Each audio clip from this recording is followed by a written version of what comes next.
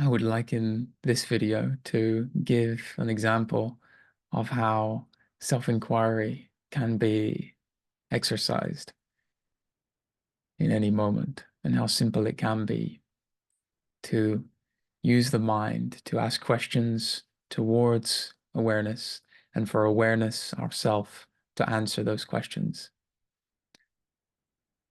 We can simply ask ourselves to begin with, am I aware? To establish a certainty of a response. Yes, I am aware. Am I awareness ever absent to myself?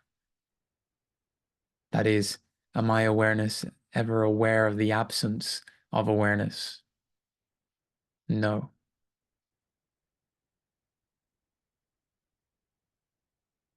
Can awareness be replaced by thinking, such that only thinking is present and awareness is utterly vanished? Well, I've already answered that I am never aware of the absence of awareness. So it's evident that thinking cannot replace awareness. Thought may believe that thinking can replace awareness. But in truth, if we check, awareness is always aware of itself and can never be replaced. What about sensing? Can sensing replace awareness such that sensing is the only stuff existent and awareness is utterly vanished? No. What about perceiving?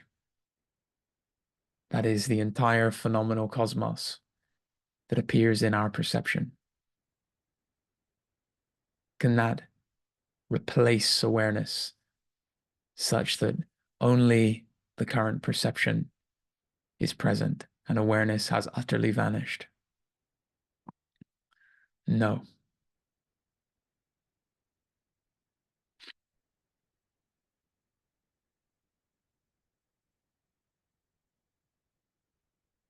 Is awareness then dependent upon thinking, sensing, or perceiving?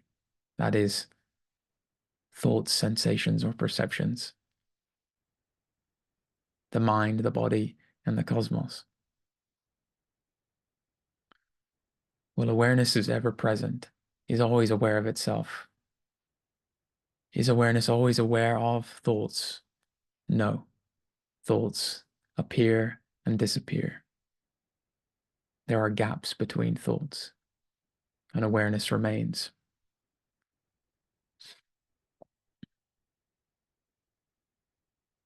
So is awareness dependent upon thought? No. What about sensations? All sensations appear, change, and disappear, and awareness remains ever present, present throughout the gaps between sensations.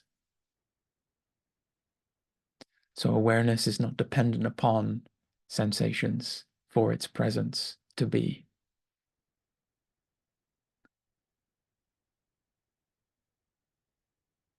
How about perceptions? Is awareness dependent upon perceptions for its presence to be? Well, all perceptions, the sights, the sounds, the tastes, the textures, the smells, all appear and disappear. Yet awareness remains constantly present. So awareness is not dependent upon perceptions. Is there anything to the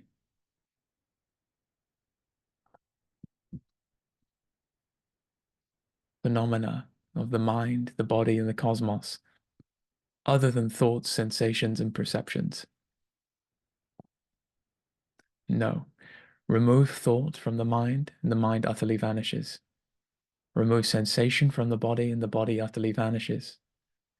Remove perception from the cosmos, and the cosmos utterly vanishes. What remains awareness. Awareness is constantly present as the background, as the ground.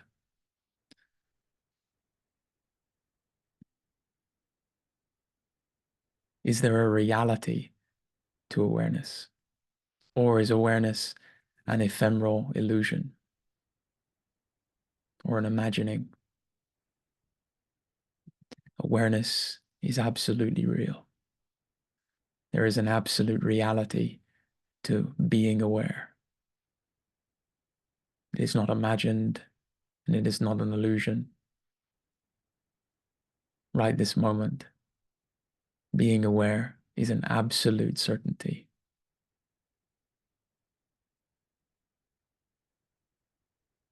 So then is awareness dependent upon thoughts, sensations, or perceptions for it to know itself and to be itself? Well, thoughts, sensations, and perceptions all appear and disappear. So awareness cannot be dependent upon that which disappears, leaving awareness behind.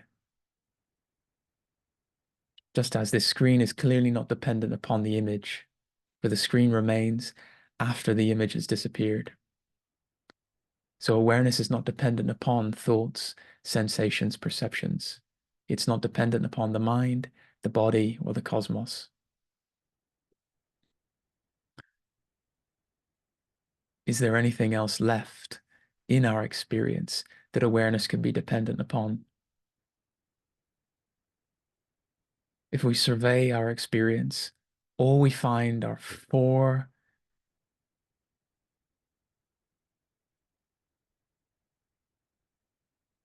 elements or aspects that can be described: awareness, thoughts, sensations, perceptions.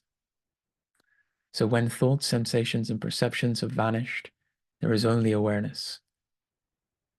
Awareness is not dependent upon anything other than itself, for there is only itself when all thoughts, sensations, and perceptions have disappeared.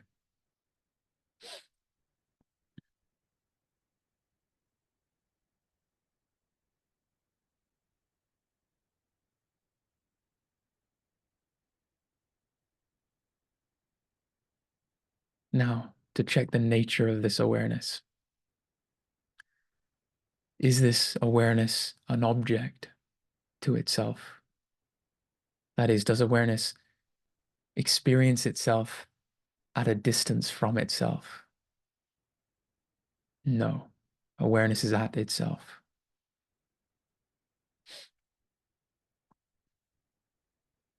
Does awareness have any spatial dimensions?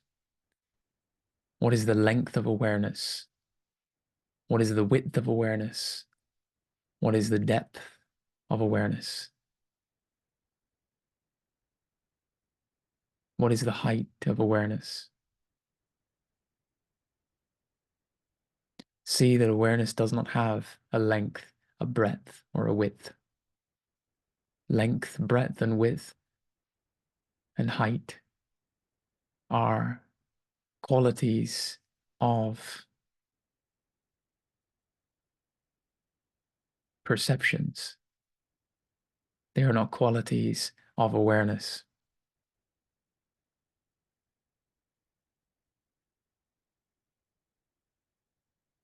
In awareness's own awareness of itself, there are no spatial dimensions.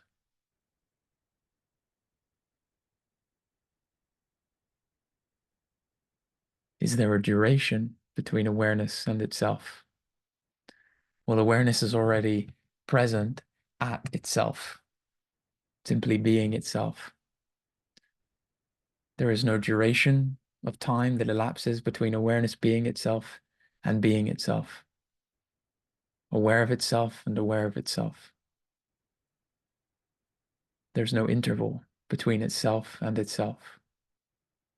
As such, there is no duration. Does awareness then have a temporal dimension intrinsic to it? No, there is no elapsing essential to awareness.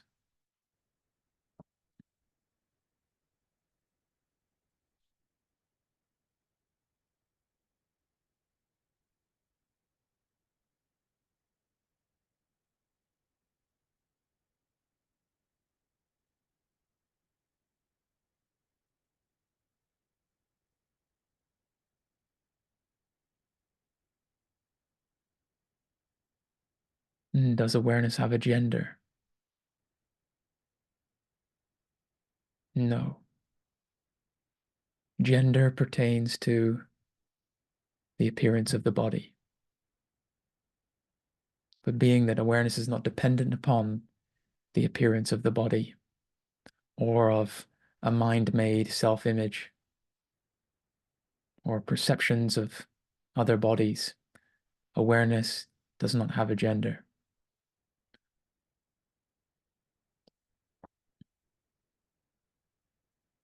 Does awareness have a personality?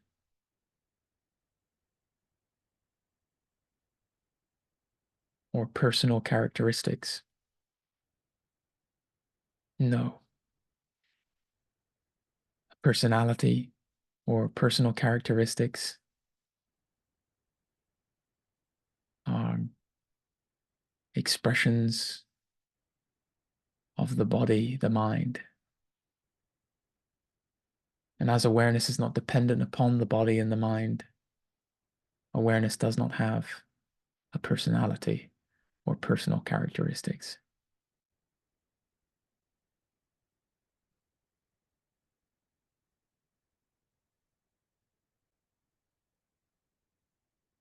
Does awareness have a desire intrinsic to it? Is it constantly a desire for something? No. Desire is formulated by thought. And as awareness is not dependent upon thought, awareness does not have a desire. Prior to the thought of desire, awareness simply is and has no idea of desire within it. It simply is.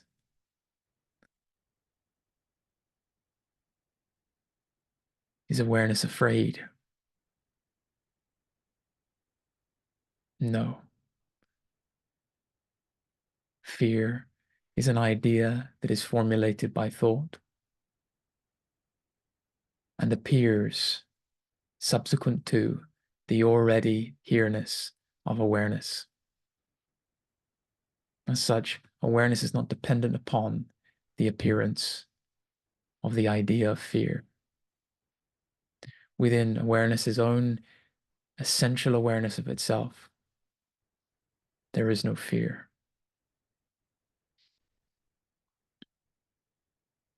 It's important to recognize,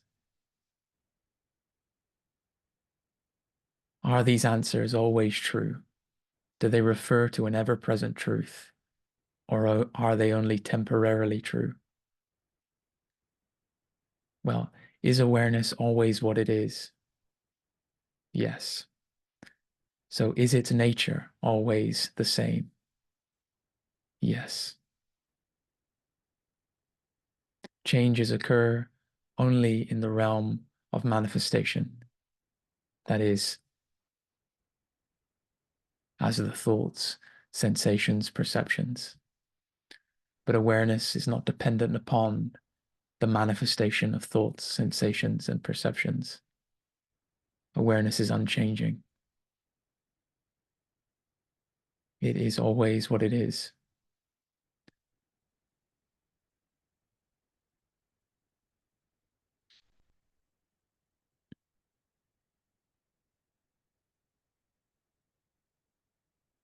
And we lose awareness.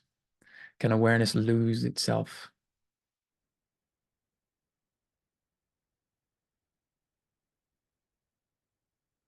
No. Awareness is itself, ever presently.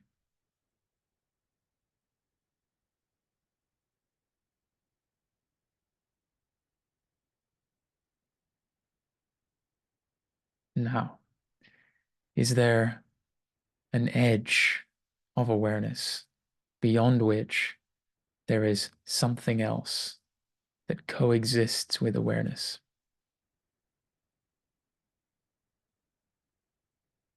All edges appear in the domain of thoughts that visualize edges and perceptions that are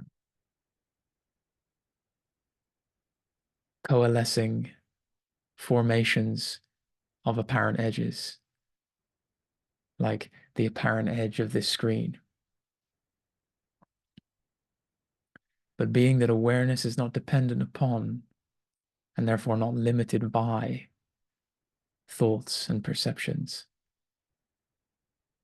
awareness itself, in its own awareness of itself, does not find any edges to itself. It does not find any boundaries of itself. It is itself, boundless, edgeless. And so, what is the answer to the question? Does awareness have an edge? No.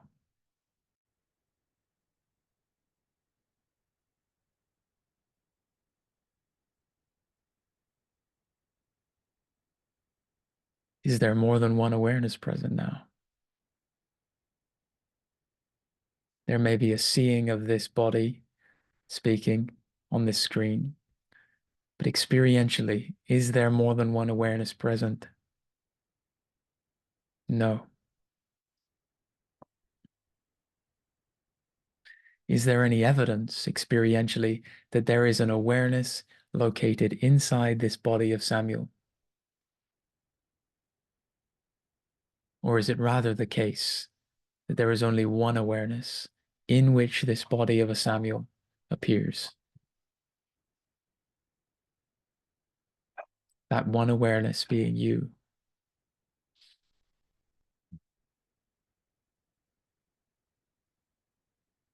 What is the truth? Thought may conceptualize that another awareness exists within the body Samuel.